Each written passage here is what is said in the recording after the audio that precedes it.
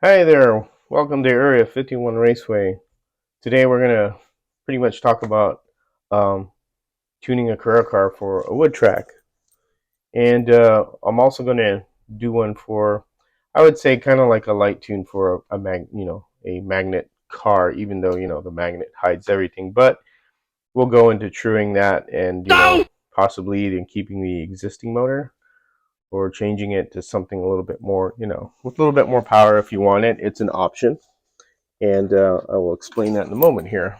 So going with the first car, so this is basically what I've done to this red Ferrari, and you're going to see here's all the stuff that I removed from the stock car, which basically has the Carrera spring return guide, the 18K motor, the plastic, as you can see, that pulls off real easy because that was probably cracked, pinion gear, the braids, and then their guide. So I basically removed all that, and this is what this car looks like with all this here, with all the original stuff.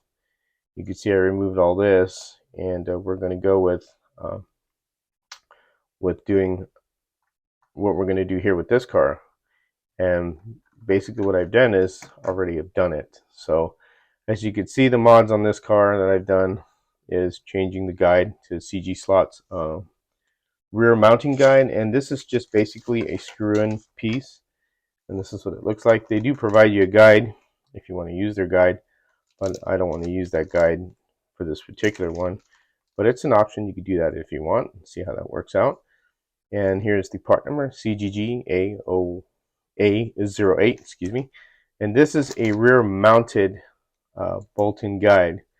So rear mounted, so what we're talking about is that as you look at the car this way, it's going to mount toward the rear. Carrera has different models where they mount toward the front. So this would be flipped over. So you have to look at that when you take these apart to make sure you have a rear mounted guide or a front mounted guide.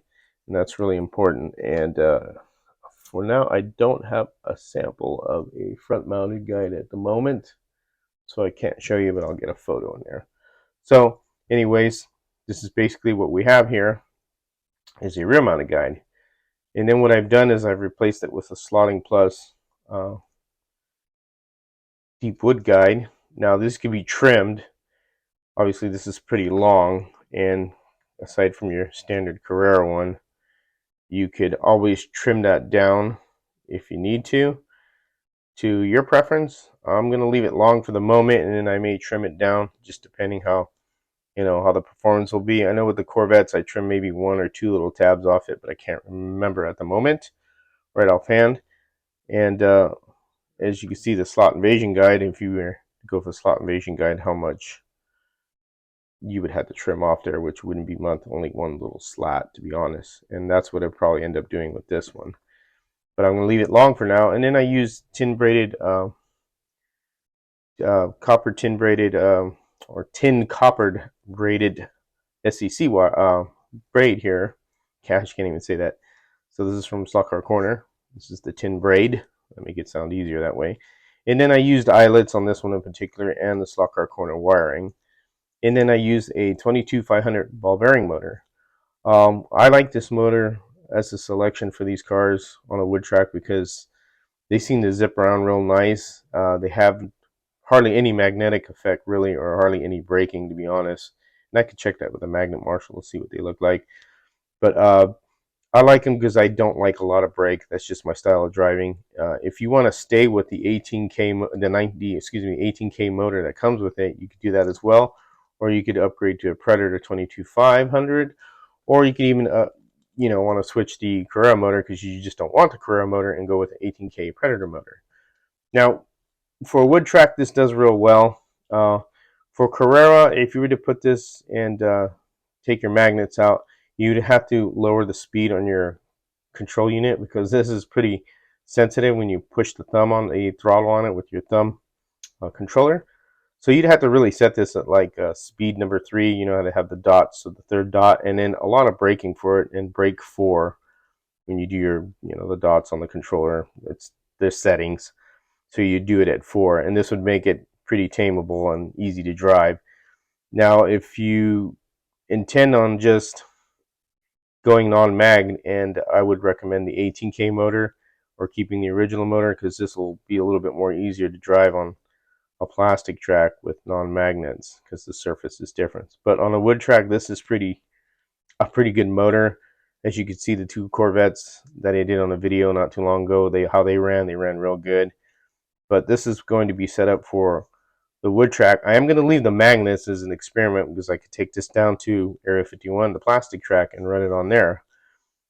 Now, as you could see, if you can't see, you notice that the difference between these two chassis is that I've trimmed them down quite a bit. So you can see I've got these down to flush. So this way the post could move around on them. Otherwise the post will stay in there and will not be able to move side to side. So I trimmed all this off. I trimmed these pieces gone right here, as you can see. I cut them off. I trimmed these down right here. Right there, as you can see. Let me go back there, right there. I don't know if you can see that too well. So you can see right here where I trimmed off and where this is to allow the body to move side to side, give it more room. And then I trimmed over here, trimmed here, and then trimmed off the top. And then on the sides, you can see I trimmed all this down as well, and then also cut these down a little so that the body will be able to move on there, and then back and forth, side to side, because you want body float, because that gives it chassis flex and it makes the car handle a lot better for wood surfaces and non-magnet situations. So that's pretty much what I've done, and I'll show you how I did that on camera, because I'll do it to this one. I'll take this apart and go through it and show you what I did. And but this car is pretty much almost ready to go. I am using the stock, how would you say, running gear. I will use this, of course, and will be using Paul Gauge tires on this in particular. I won't be using any rubber. I think Paul Gauge tires are pretty stout and last a long time and run really good on a wood track. They are easy to trim than compared to rubber. How I true rubber, believe it or not, I don't true rear rubber tires. I will true the front ones because, you know, it takes a lot of time. You got to make sure you heat them up, melt them. There's various different tire machines that, you know, true tires that you can use. But what do I usually do, believe it or not, and people may think I'm full of it, but I get the rubber tires on the rear, for example, the cars that I have down at Area 51, and I run them on the track. And you could see it also like on polycar tires that are stock. They'll have that pattern of a tire pattern, and as you run the car around the track, and of course Carrera track is a little bit more of a grippier, you know, how would you say, surface compared to scale electric, and then you have, you know, how would you say, polycar track, which is even more grippier. That grippiness, or that part of the plastics, the little texture of it, will true your rear tires as you run the car, because the tires are gonna get heated up, and then you're gonna see that they're gonna true on their own as you drive it, so the car improves. You could true the rear tires if you want. I just don't do that, and you'll see that they do end up throwing rubber bits all over your track. I see it all over Area 51, and that's how I true the rear tires, to be honest, because I'm not going to sit there and true rear tires and worry about burning them up. It's just something that I don't preferably do. On the front ones, I do true them because obviously they're not going to wear like the rear tires, because you don't have actual motor. You know, motor is not driving the fronts. It's not, you know, moving these at how would you say, you know, giving it torque to wear in the tires. So I will true front tires, but I do it very lightly and very carefully. There's different methods of doing it as well. But I like the Paul Gauge tires. If I could get Paul Gauge front tires, I would rather do that too. And that's where we're going to get into here also, is measurement of tires. So let's get a chart out, and I'm going to show you how to measure for tires, because a lot of times Paul Gauge tires will have the tires listed for the rear, for the particular car, but usually only for the rear, rarely for the fronts. But there's a way to measure these out so that you could send it to Slot Car Corner, and it's called the tire measurement sheet, and I'll show you that, and we'll get to it right now. So let's go into measuring tires for sending it to, you know, Stock Car Corner if you want to order specific tires for the front, mainly urethane is what I prefer instead of rubber, because I think it's better that way. It's easier to true, just my opinion. So let's get the tire chart and I'll show you to measure wheels to order tires. All right, here we are. So what I've pulled up here is the tire and wheel dimensions worksheet. So when you are looking for a certain tire and you can't really determine, because sometimes the Paul gauge numbers, I'm even very bad at it, and I can't really, there is a way how these numbers coincide with each other, and I will explain that after I explain this part of it. And but here we go. So example, there are tires listed by model, by model of car and so forth when you order rear tires. Now, I prefer front tires to be urethane, but if they're rubber, I'll deal with it. Like, for example, this Pantera that I actually trued the tires on the CG Tire Truer because they were rubber. They came out real nice. But I don't really fancy rubber tires too much. So if I want to change these, you have to kind of measure, well, not kind of, you have to measure the wheel. And this worksheet really helps you out here.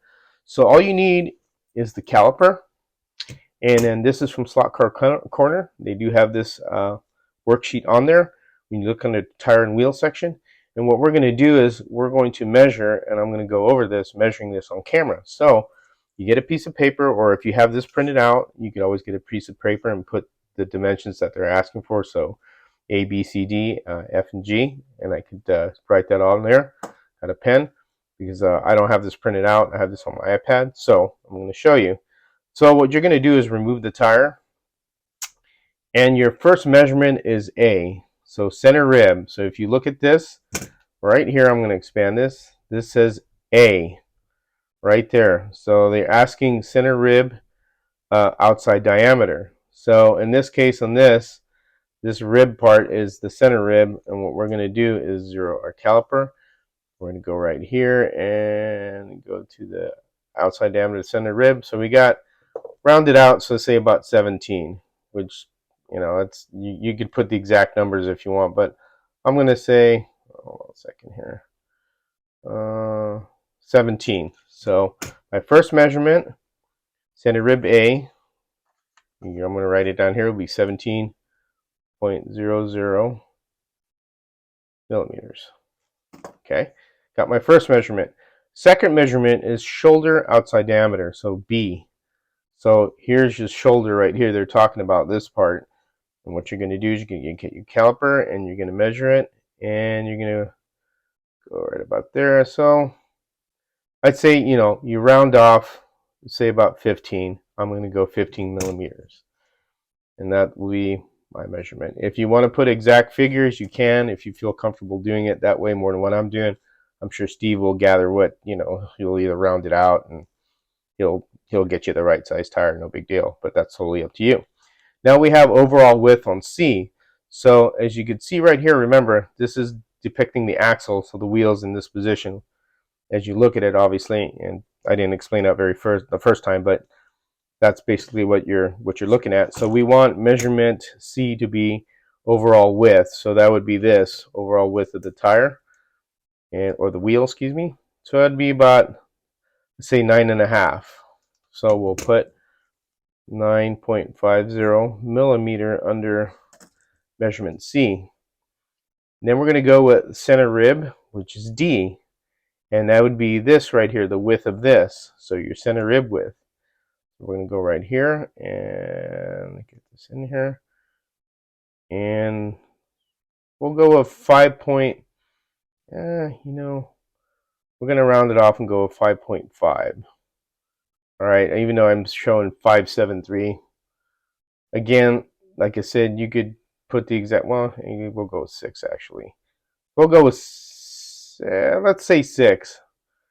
Okay, again, you could put the exact figure if you're not certain. Like even then, I may not be certain as well. So I will say, in my case, I would put 5.75 millimeters, just for shits and giggles, just because I am kind of not sure. But it's just a thing. If you're not certain, just write the exact number. things you can round off. This one I could round off to 6, but I'll put 5.75, and again, he will get you, what you need that'll fit. Now the next measurement we're going to go with is the tire being mounted. So if the tire is mounted, you're going to measure with the tire mounted, just like that. I know we've trued these, so no big deal. We didn't true them completely to where they look like a rubber band. So what you're going to do is your next measurement is going to be F, and this is tire measurement with tire mounted on wheel. So F will be the outside diameter, so that'd be this way. So we're going to measure outside diameter. That's already zeroed. I should have checked it, but it's zeroed fine. And we're going to go, say, we'll go with 19. I'm going to go with 19, okay? 19 millimeter outside diameter, right? And then we're going to go with overall width, which is G, which would be the width of the tire, wheel mounted. And we'll go 9.5 again. So 9.50 millimeter. Okay, now we have all our measurements, and if you don't have this, you can also send it in an email and just write these figures down. Again, D, I wasn't certain on, like I said.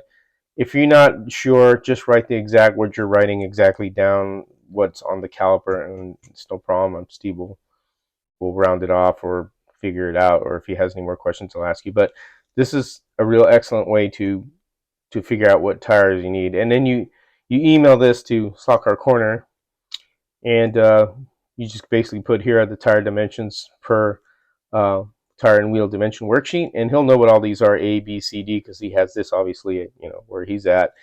And this gives you all the measurements that you need to find out what front tires you need that you could order. And then he'll reply to you, this is what's available, what we have for hull gauge urethanes, and you could order them. Or if you see if a rubber alternative is there. If you prefer rubber, that's up to you. I would stick to urethane, to be honest, but that's just my preference. Totally up to you what you want. But that's how you get your measurement for your tires. And again, this is an excellent piece of documentation here, because it really, tells you everything. And if you wanted to write this down, print it out, and write down car wheel and keep this on file, you can do that, and you can put your measurements here, so you can have this on file. So if hey, somebody asks, what front tire should I get for, Carrera, Pantera, and then you could send them this worksheet and tell them the tire size that you got, or tell them, hey, send this to Steve if you want a rubber alternative, so forth, from Slot Car Corner, and so forth. So it's a real useful tool. This is a great way to start, to figure out what you need. This works for everything as far as aluminum wheels and so forth. So if you have CG wheels or some other type of brand wheel, you could use this chart, and this will basically tell him what he'll need. Now, if you don't have a tire and the tire is gone, you could tell him, hey, the tire is, I don't have the tire. I'm sure he could try and figure out what tire you would need, because that happened with this Porsche GT3. I didn't have any tires, and I told him, so he gave me what was the best fit for this, and I could always true him now because you're urethane, no big deal. But this is a great little worksheet here, and it just helps out to find the tire that you need. And again, you need a caliper, obviously. It's important to have a caliper and this worksheet, and then you can write your numbers down, and you have something to go with to send to them, so they can help you out quicker and easier and give you the right tire. So anyways, that's it for this segment here. I'll go into doing the chassis on the next video. I have tires on order, so we'll get into truing the tires on this Ferrari here that we've already got pretty much on the way, and to running it on the track. And then I'll go over doing it to this one on camera. I'll show you how I take this apart and trim all this down and get this to give you the body float you need, because obviously this has no body float, period, as compared to this one, which this does have plenty of body float, which is what we want. So, which is perfect.